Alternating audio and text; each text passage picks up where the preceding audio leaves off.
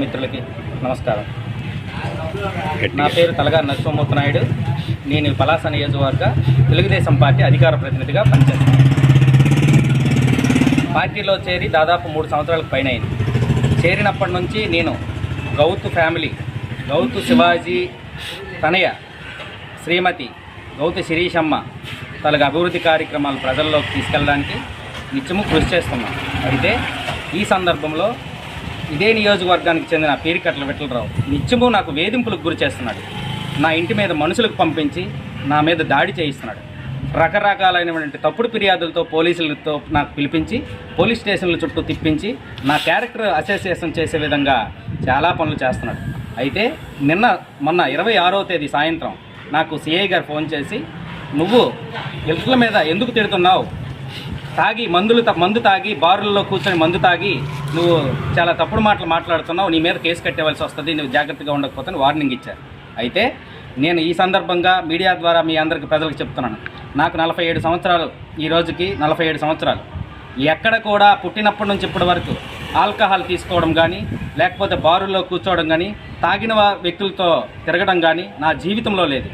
నా క్యారెక్టరు, నా విలువలు, మా తండ్రి నేర్పిన నాకు సంస్కారము ప్రజల సేవకే తిరుగుతుంటాను. దీన్ని తట్టుకోలేక రకరకాలైన మార్గాల్లో నన్ను వేధిస్తున్నాడు. అయితే నేను గత నెల 10వ తేదీన మా ఇంటి మీద జరిగిన దాడి, ఈ 10 మంది కాస్త మనుషులకు పంపించి మా ఇంటి మీద దాడి చేయిస్తే ఆ రోజు నేను కంప్లైంట్ ఇచ్చాను.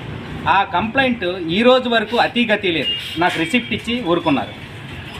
అధికారం ఎమ్మెల్యే దగ్గర నిత్యము కూర్చున్నాడనే ఒకే ఒక కారణంతోనే ఎమ్మెల్యే 2 లాగా ప్రవర్తిస్తున్న ఈ విఠల అరాచకాల్ని ప్రజలు గమనించి పోలీసులు కూడా నాకు తగు న్యాయం చేస్తారని నేను మనస్ఫూర్తిగా కోరుకుంటున్నాను. ప్రాణభయం ఏమైనా ఉందా? నాకు నిత్యము ప్రాణభయంతోనే నేను ఊరికి దాదాపు వారానికి ఒకసారి వెళ్తున్నాను. అది కూడా పట్టపగలే వెళ్తున్నాను.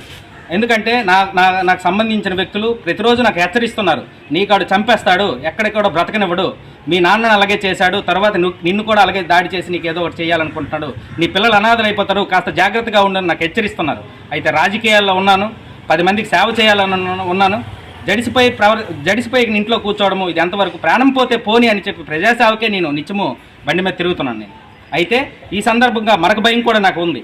ఏంటంటే నా మీద ఇలాంటి తప్పుడు ఫిర్యాదులు చేస్తూ రేపు గంజాయి కేసులో లేకపోతే ఇంకా వేరే రకాలైనటువంటి ఇల్లీగల్ కేసుల్లో కూడా ఇరికించడానికి చాలా తీవ్ర ప్రయత్నం చేస్తున్నాడు. దయచేసి పోలీసులు కూడా ఇది గమనించి నాకు న్యాయం చేస్తారని మనస్ఫూర్తిగా కోరుకుంటున్నాను. ఈరోజు పోలీస్ స్టేషన్లో ఎవరిపైన మీరు కంప్లైంట్ చేశారు? ఈరోజు నా పైన వాళ్ళు తప్పుడు ఫిర్యాదు ఇచ్చి నాకు అడిగిన సిఐ గారికి నేను కంప్లైంట్ ఇచ్చాను. అయ్యా, నా రక్త నమూనాలను తీసుకెళ్ళి మీకు సంబంధితమైన ల్యాబుల్లో టెస్ట్ చేయండి.